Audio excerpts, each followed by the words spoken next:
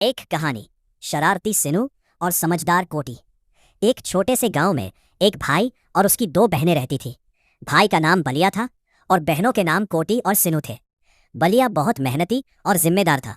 वो सुबह जल्दी उठकर काम पर चला जाता और घर की सारी जिम्मेदारी भी संभालता। कोटी भी अपने भाई जैसी ही समझदार थी। वो घर के सारे काम करती, झाड़ू पोंछा, खाना बनाना, पानी भरना और हमेशा अपने भाई की मदद करती। लेकिन सिनु बिल्कुल अलग थी। वो बहुत शरारती थी। उसे ना पढ़ाई में मन लगता ना काम में। वो दिन भर मोबाइल चलाती रहती, कभी गेम कभी वीडियो, बस उसी में लगी रहती।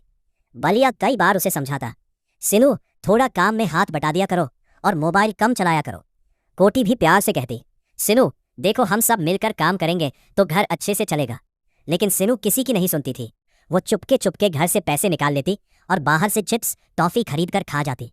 कभी कभी तो वो कोटी का रखा हुआ खाना भी छुपाकर खुद ही खा लेती। इससे घर में परेशानी बढ़ने लगी। बलिया दिन भर मेहनत करता, कोटी भी सब संभालती, लेकिन सिनु की शरारतें सबको थका देती थी। एक दिन बलिया बहुत थका हुआ घर आया। उसने देखा कि घर का काम तो कोटी ने पूरा कर लिया है, लेकिन खाना कम है। बलिया ने पूछा, कोटी खाना इतना कम क्यों है? कोटी ने धीरे से कहा, भैया मैंने सब बनाया था, लेकिन शायद सिनु ने खा लिया। इतना सुनते ही बलिया को बहुत दुख हुआ। बलिया ने उसे बुलाया, सिनु इधर आओ। सिनु पहले तो डर गई, लेकिन धीरे धीरे उसके पास आई।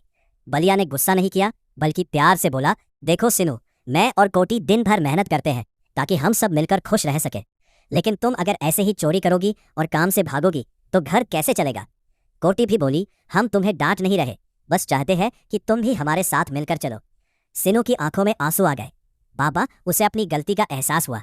वो बोली, भैया दीदी मुझे माफ कर दो, अब मैं भी काम करूंगी, मोबाइल कम चलाऊंगी और कभी चोरी नहीं करूंगी। उस दिन के बाद सब बदल गया। सिनु अब कोटी के साथ घर का काम करने लगी, बलिया की मदद करने लगी और मोबाइल भी कम चलाने लगी। तीनों भाई बहन अब मिलकर रहते थे, हंसी खुशी प्यार के साथ। सीख, परिवार में मिलजुल कर रहने से हर मुश्किल आसान हो जाती है। गलती को समय पर सुधार लेना ही समझदारी है।